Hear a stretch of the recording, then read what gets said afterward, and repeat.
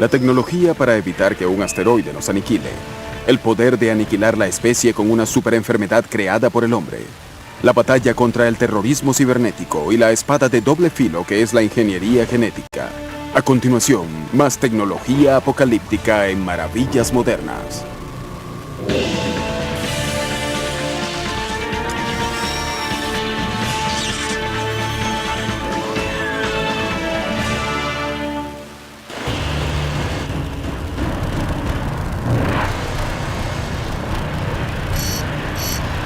Bienvenido al año 2012. Esta roca insignificante, una diminuta huérfana desde el nacimiento del sistema solar, está a punto de acabar con la especie humana.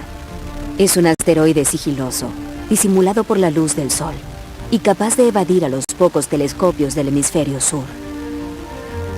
Con 8 kilómetros de diámetro, surca el espacio a 70.400 kilómetros por hora. En décimas de segundo, el asteroide atraviesa la atmósfera y choca contra la Tierra.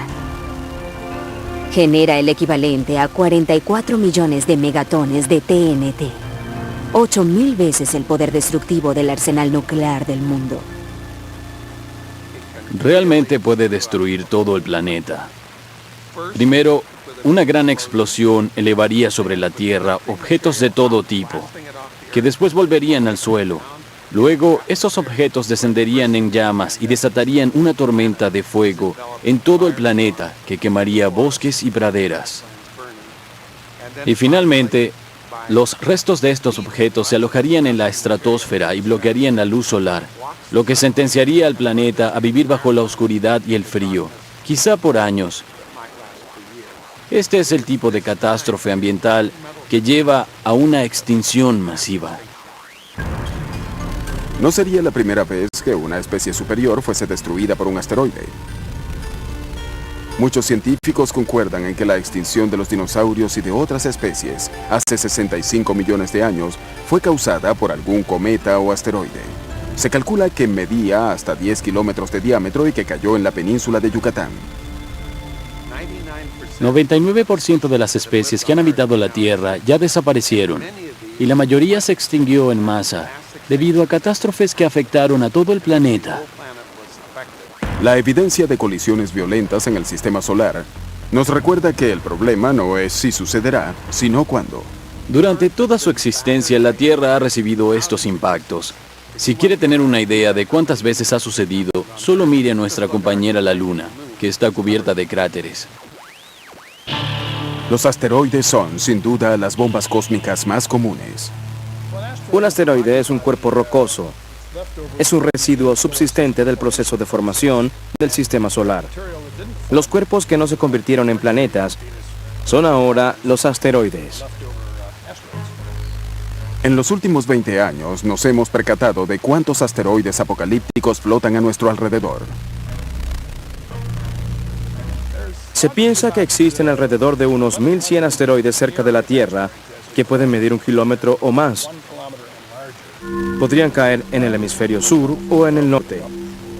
Además, sus órbitas están inclinadas con respecto al plano de la órbita de la Tierra. Esta sin prisa cumple con el movimiento de traslación alrededor del Sol, pasando, sin percatarse, cerca de esta nube de asteroides.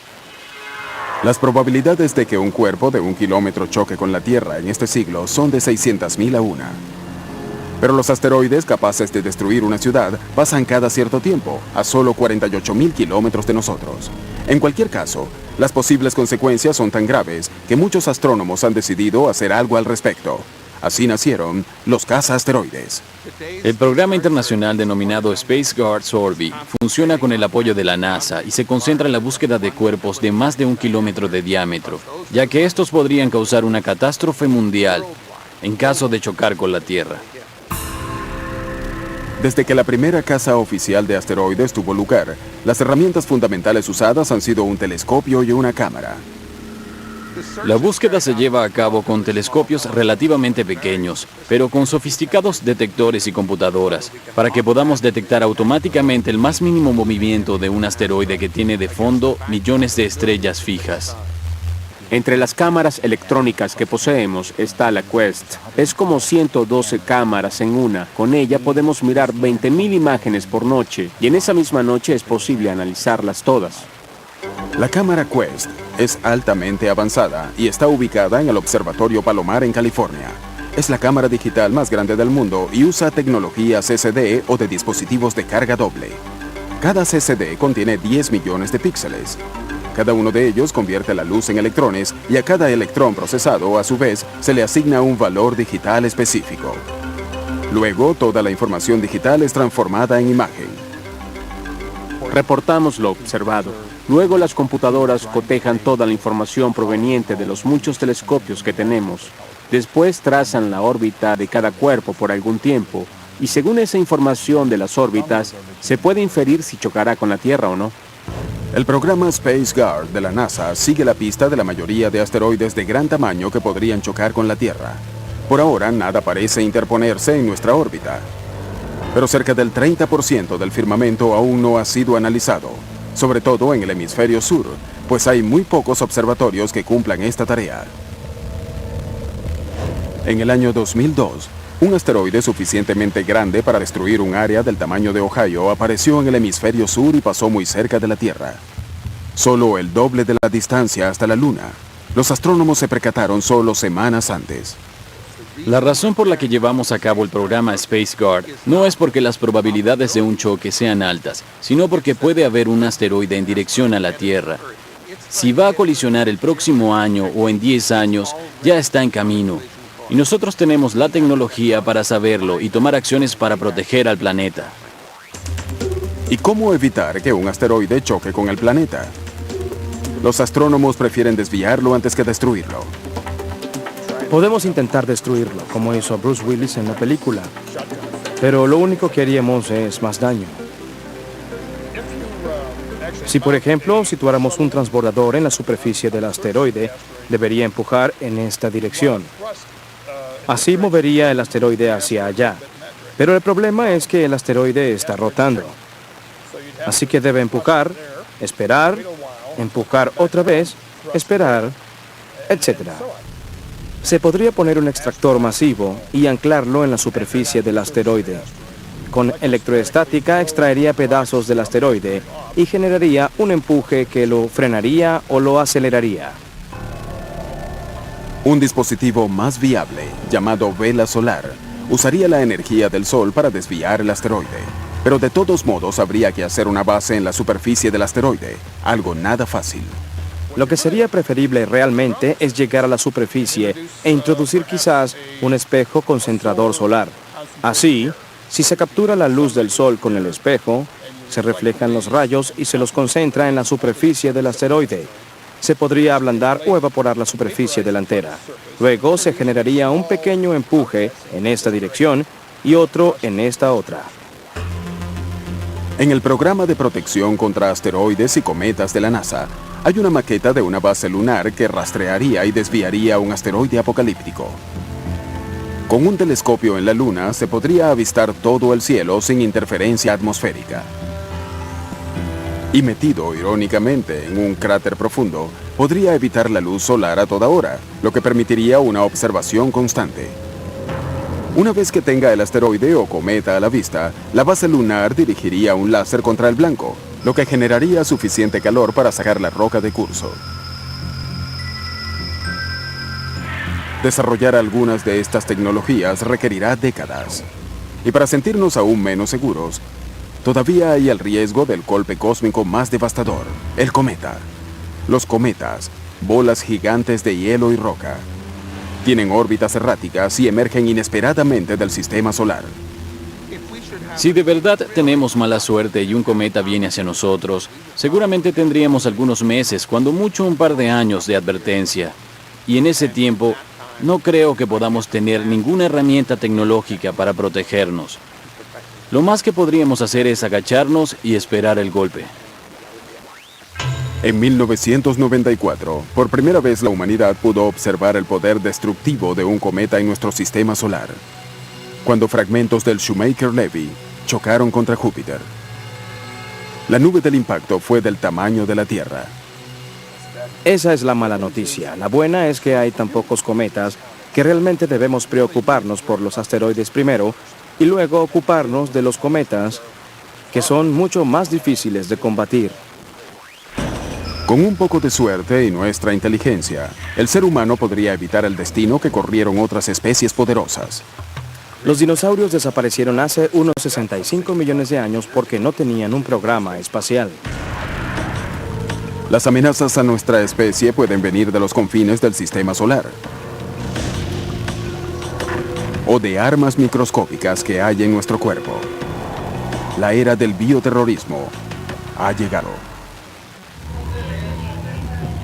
En las semanas siguientes al 11 de septiembre, estupefacto, Estados Unidos se estremeció por otra serie de ataques.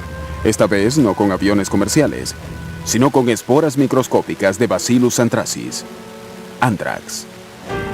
Murieron 5 personas, mientras las autoridades intentaban hallar la fuente del ataque. El Centro de Control de Enfermedades y el Instituto de Investigación de Enfermedades Infecciosas del Ejército de Estados Unidos inmediatamente analizaron las muestras de Anthrax. Al examinar las esporas de la carta enviada al senador Tom Daschle, hicieron un hallazgo asombroso. Mi equipo y yo las examinamos con un escaneo electromicroscópico para saber cuál era su naturaleza. Y nos asombró ver lo concentrado y puro que era aquella muestra. Desde muy temprano se notó que habían sido muy bien procesadas. Parecían flotar como si fuera humo. Era un Anthrax excepcionalmente puro y bien desarrollado. Al parecer, las esporas habían sido tratadas con una carga electroestática, así que se rechazaban en vez de unirse, lo que hacía fácil diseminarlas e inhalarlas. Los 2 gramos de agente biológico hallados en el edificio del Senado contenían 1.000 millones de esporas por gramo. Si hubiesen podido diseminarlos bien, habrían sido 200 millones de dosis letales. Tecnología apocalíptica en un sobre. Si un terrorista quisiera causar bajas masivas con el polvo de Anthrax, podría diseminarlo en forma de humo, en aerosol. No lo haría con sobres. Podría liberarlo en un área abierta con un avión rociador o algo por el estilo. Si tuviese cantidades más pequeñas, probablemente podría introducirlo en conductos de ventilación en un ambiente cerrado como un edificio. Los ataques con Anthrax obligaron al mundo a reconocer una nueva combinación letal de tecnología y técnica: armas biológicas y terrorismo. La efectividad de estas armas se mide según su capacidad de matar, su facilidad de producción y el alcance. El Anthrax, aunque letal y fácil de producir, no se transmite de una persona a otra. Otros agentes biológicos son moderadamente infecciosos, pero extremadamente letales, como el ébola. El ébola es una fiebre hemorrágica. Es fatal entre 50 y 90% de los casos. Es extremadamente letal. Pero en realidad el ébola no se transmite de persona a persona tan fácilmente como lo hace la viruela. La viruela puede ser el verdadero elemento apocalíptico. El temido flagelo que mató a más de 1.000 millones de personas a lo largo de la historia podría volver como arma.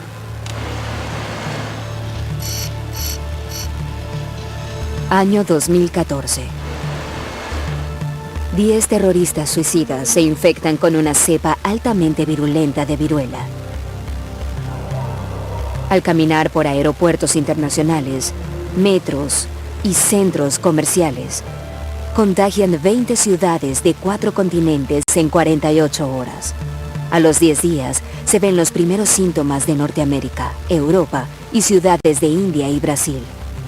Sin suficientes vacunas para inmunizar el mundo, mueren millones. El virus de la viruela, antes erradicado del mundo, ha vuelto. La Organización Mundial de la Salud decidió erradicar la viruela en los años 70. La erradicación mundial fue declarada un éxito en 1980. En ese momento la enfermedad natural había sido erradicada del planeta. Y nos habríamos librado totalmente de la viruela de no haber sido por el programa armamentista soviético que desarrolló la enfermedad como arma biológica. Hoy en día, oficialmente, la viruela existe en solo 2 lugares: el Centro de Control de Enfermedades en Atlanta y en el Instituto Vector en Liberia. Pero sería una ingenuidad creerlo si se considera lo vasto del programa de armas biológicas soviético. Ese programa llegó a su auge a mediados de los 80 y se mantuvo hasta que básicamente lo canceló en 1990. El problema es que se produjeron literalmente toneladas del virus de la viruela y es imposible pensar que destruyeron todo ese volumen. Los soviéticos reprodujeron una docena de agentes biológicos por toneladas. Incluso una variedad de la peste modificada genéticamente y resistente a los antibióticos. Pero el proyecto más grande era el de la viruela. Se cultivó un tipo especialmente virulento, el India 1, dentro de un tanque de 300 galones llamado birreactor. Allí se mantenían células vivas de mono a la temperatura de la sangre. Se bombeaba fluido nutriente para células y el virus de la viruela hacia el birreactor, lo que creaba un caldo de cultivo perfecto para la viruela. De un lote se podrían hacer 100 billones de dosis letales de viruela. E hicieron miles de lotes. La industria de armas biológicas soviética, pese a ser la más grande, no era el único programa avanzado del mundo. Estados Unidos también tenía un programa de armas biológicas ofensivas. Fue en el auge de la Guerra Fría. El presidente Nixon lo canceló en 1969. Entre los años 40 y finales de los 60, Estados Unidos produjo cantidades significativas de anthrax, la peste, botulismo y cantidad de otros agentes. Se probaron muchos en una esfera de 1 millón de litros conocida como la bola 8 en el fuerte Dietrich, en Maryland. Los agentes letales fueron hechos aerosol y las esporas y polvos puestos en bombas y piezas de artillería. Estos dispositivos fueron desmantelados, pero el fuerte Dietrich ahora es el centro de la batalla contra el bioterrorismo. Aquí en el Centro para Control de Enfermedades se hace lo posible para prepararse para lo peor. Hay muchas estrategias para prevenir un ataque bioterrorista apocalíptico. La primera es conocer al enemigo, las enfermedades. En el caso de enfermedades tan contagiosas y letales como la viruela, adquirir un conocimiento directo es sumamente delicado. La viruela tiene que ser estudiada bajo lo que se conoce como condiciones de bioseguridad nivel 4, en los denominados laboratorios de traje espacial. Son espacios de alta seguridad de los que no puede escaparse nada.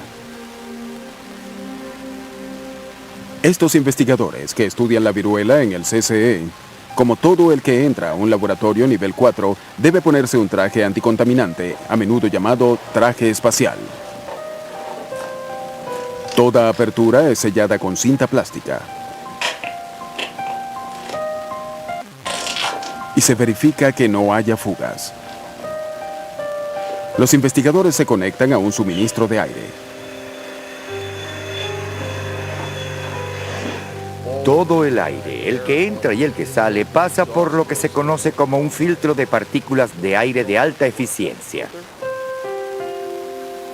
El filtro tiene fibras ultrafinas que pueden capturar partículas de hasta 1/3 de micrón, el tamaño de una bacteria pequeña. Una alarma se activa si hay un cambio de presión en el filtro. Los trabajadores, al salir del área del traje espacial, pasan por una ducha de desinfección química antes de abandonar el laboratorio. ¿Por qué los científicos se someten a tantos problemas para estudiar los últimos restos de la viruela?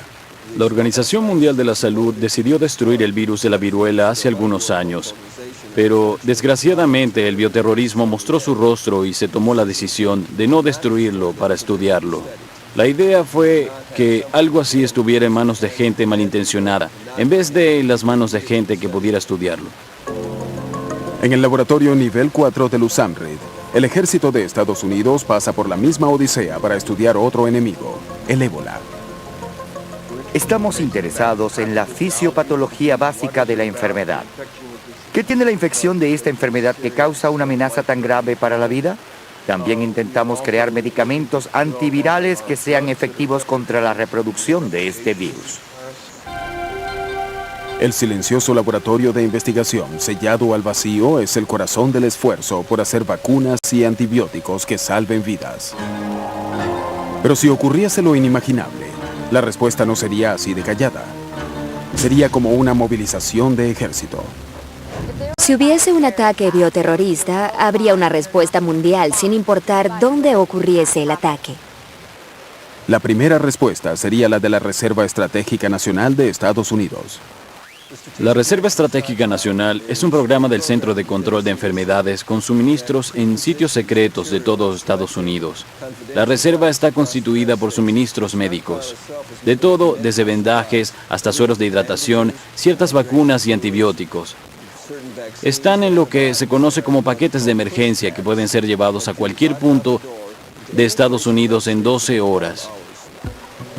Equipos de funcionarios de inteligencia epidémica, llamados detectives de enfermedades, irían a las áreas afectadas y rastrearían la enfermedad. Se realizarían vacunaciones masivas de inmediato. Empezaríamos la vacunación en el área donde haya habido el primer caso. Luego expandiríamos el alcance desde allí. Tendríamos varios días de vacunación, ya sea para detener o aminorar los efectos de la gente. Esta misma estrategia, llamada anillo de vacunación, la usó la Organización Mundial de la Salud para erradicar la viruela en los años 70. Los trabajadores sanitarios empiezan por el punto de infección y luego cubren círculos cada vez mayores hasta vacunar a cualquiera que se haya infectado. Junto a esta técnica se implementaría una cuarentena. Si alguien contrajese el virus de la viruela, se pondría en cuarentena a la persona y a todos los que hubiesen tenido contacto con ella.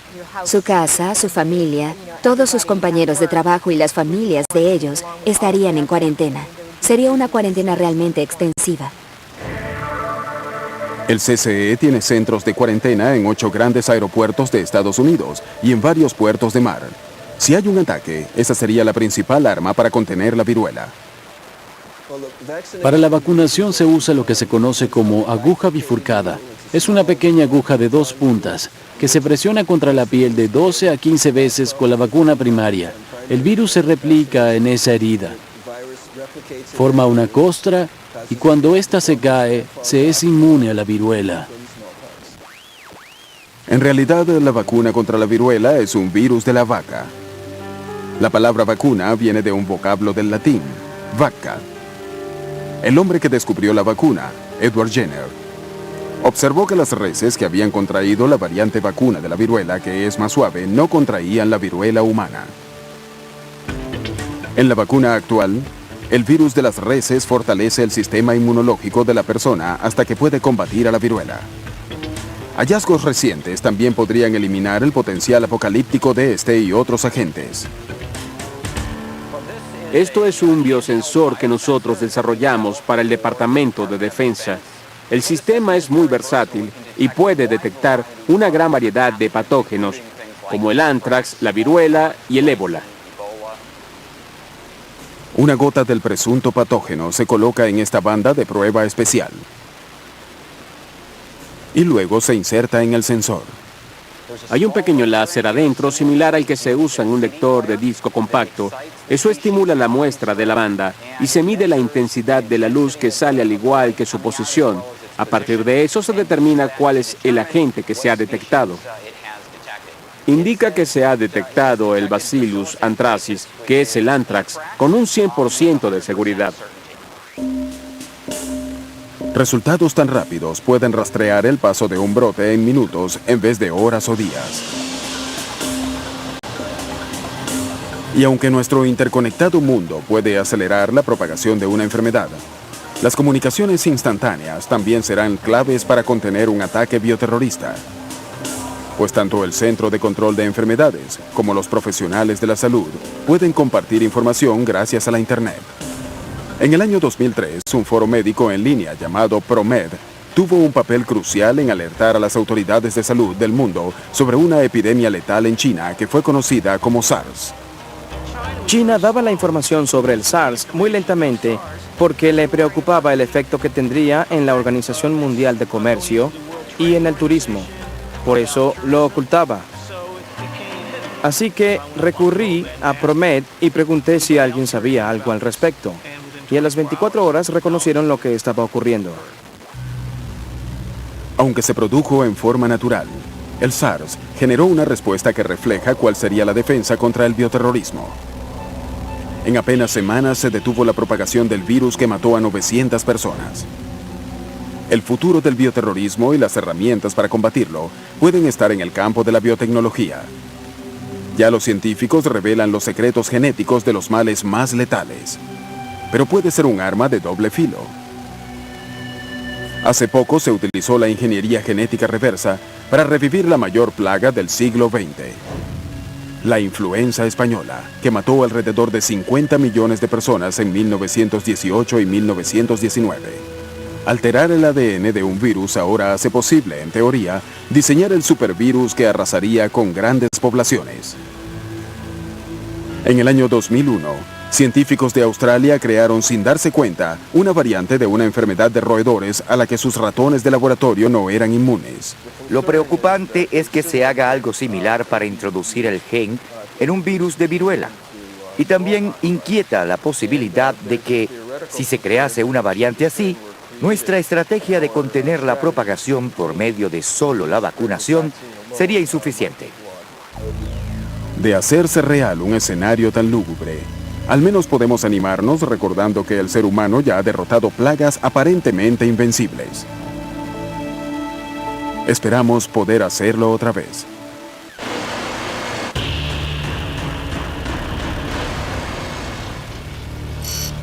Bienvenido al año 2021. Semillas creadas genéticamente generan abundantes cosechas de trigo, lo que casi elimina las hambrunas mundiales. Pero hay un problema. Al modificarse la semilla de trigo, despertó un gen que estaba inactivo, lo que causó graves reacciones alérgicas en aproximadamente 3.000 millones de personas. Pasan años antes de detectar el motivo. Para entonces hay que destruir todo el trigo del mundo, y empieza una escasez de comida en el planeta. Este tipo de escenario apocalíptico ha hecho que la ingeniería genética, también llamada biotecnología, sea el motivo de candentes protestas y álgidos debates científicos. Se acusa a la industria de engañar por un beneficio económico, y la industria acusa al otro bando de sembrar temores exagerados. Se ha prohibido los productos creados genéticamente en algunas partes del mundo. Sin embargo, están en todas partes, desde la medicina hasta la agricultura. La ingeniería genética es ya una de las tecnologías más destacadas de nuestro joven siglo. El siglo XIX fue dominado por la era de la física, el siglo XX fue dominado por la era de la química, el siglo XXI va a ser dominado por la era de la biología. ¿Y qué es la ingeniería genética? La ingeniería genética es el uso de lo que llamamos ADN recombinante. No es más que poder cortar el ADN en pedazos muy pequeños, cortar solo una parte de la información genética y pasarla de un organismo a otro. Una de las aplicaciones más comunes y controversiales de la ingeniería genética es la alimentaria.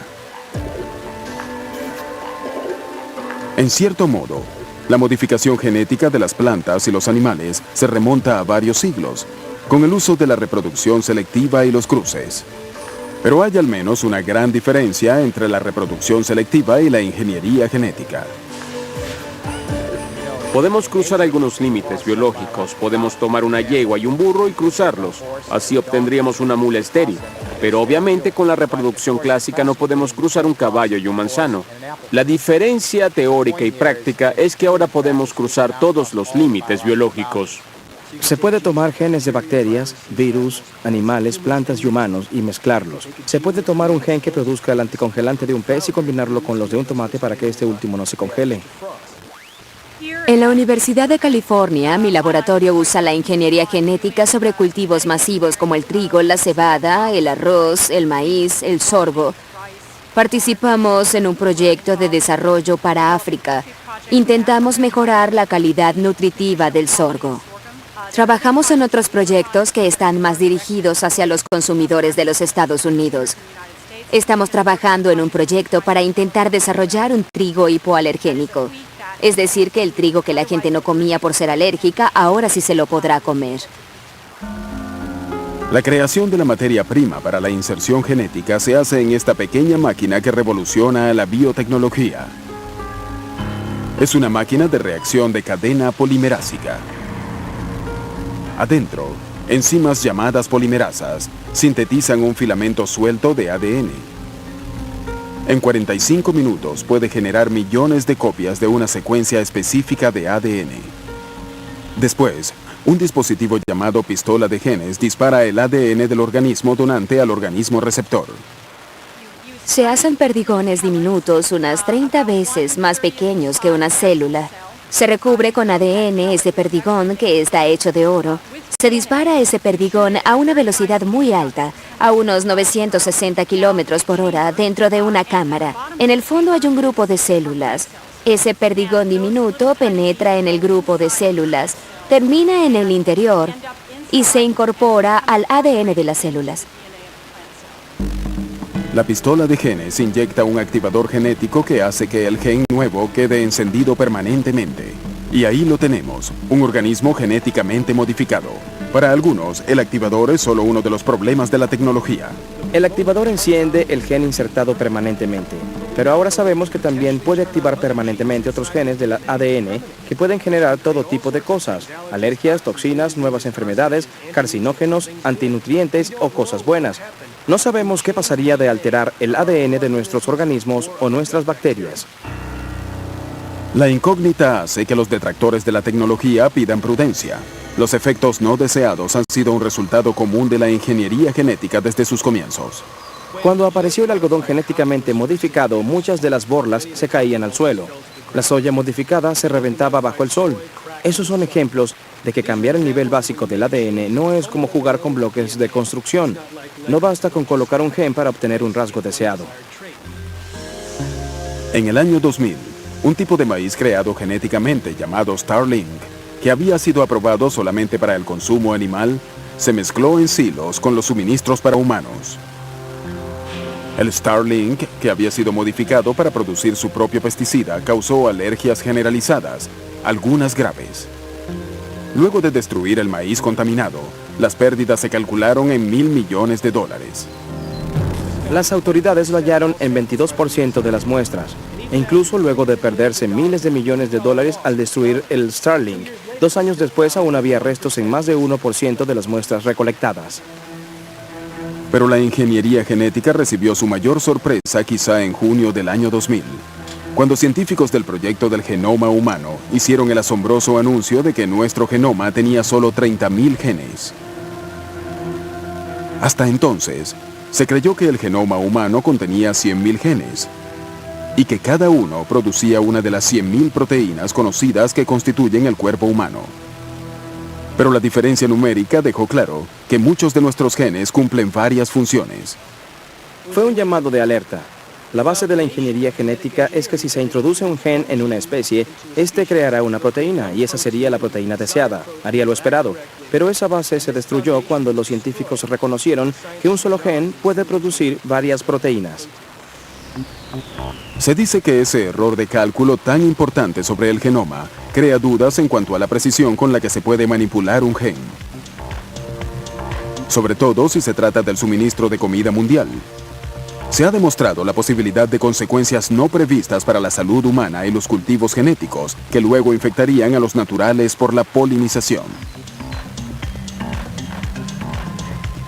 Todo estadounidense ha comido comida modificada genéticamente al menos una vez hoy. 85% de la soya de ese país es modificada, así como el 76% de su algodón y el 40% de su maíz. ¿Dónde terminan la proteína de soya, el aceite de algodón y el jarabe del maíz? Se calcula que 75% de los alimentos procesados contienen algún elemento de un organismo genéticamente modificado. Según sus defensores, esto demuestra que la comida modificada genéticamente es segura.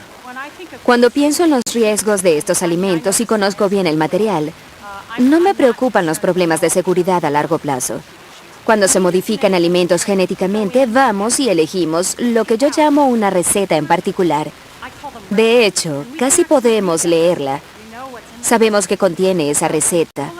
Así que la tomamos y la utilizamos. Es bastante predecible. No podemos predecirlo todo y es por eso que se pasa por muchos años de prueba, a fin de ver si hay otras consecuencias al hacerlo. Pero los detractores dicen que faltan otras pruebas. Las enfermedades relacionadas con los alimentos se duplicaron, según el Centro de Control de Enfermedades, entre los años 1994 y 2001. Ese periodo corresponde a la aparición de muchos alimentos modificados genéticamente. No sabemos si hay una relación, pero me parece lógico el que no se lanzase esos alimentos al mercado sin haberlos sometidos a pruebas extensas. No está bien dar estos productos de una ciencia incipiente a millones de personas o sacarlos al ambiente de donde ya no es posible sacarlos. Millones de personas han llegado a la misma conclusión. En 1998, la Unión Europea prohibió por 5 años los productos modificados genéticamente y aún se debate si reinstaurar la medida. Muchas tecnologías avanzadas tienen un lado oscuro. Así como la biotecnología hace pensar en cultivos apocalípticos, la era digital tiene el espectro del ciberterrorismo.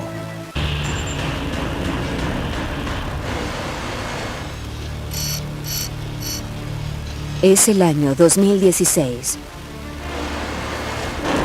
Frustrados por los recursos militares, los terroristas reorientan sus ataques hacia los ciberataques contra Estados Unidos. Causan caos en importantes bancos, Wall Street y la Reserva Federal. La economía de Estados Unidos queda estancada. Envalentonados, los terroristas logran lo impensable. Penetran en el sistema de control de armas nucleares de Estados Unidos y simulan un ataque ruso. Docenas de misiles de ambos bandos son lanzados antes de descubrirse el engaño. Para entonces, es tarde. La mayoría de los expertos coinciden en que la idea de que terroristas desaten la Tercera Guerra Mundial es muy poco probable. Pero ciberataques coordinados pueden causar grandes daños de infraestructura e incluso pérdida de vidas. Toda red de computadoras es vulnerable. No existe en el mundo un sistema informático 100% seguro. Hoy en día dependemos totalmente de la informática. De hecho, si tan solo las computadoras inteligentes, las que hacen cosas que requieren inteligencia humana, dejaran de funcionar, nuestra sociedad se detendría en seco. Para desatar un caos cibernético solo hay que entrar a una red. Lo que vamos a hacer es mostrarles lo fácil que es entrar a una red. Para realizar esta prueba, supongamos que estamos en Wall Street.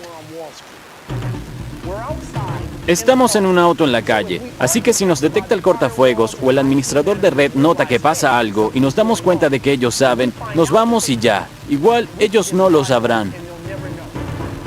Lo que vemos aquí es un programa que se consigue en Internet.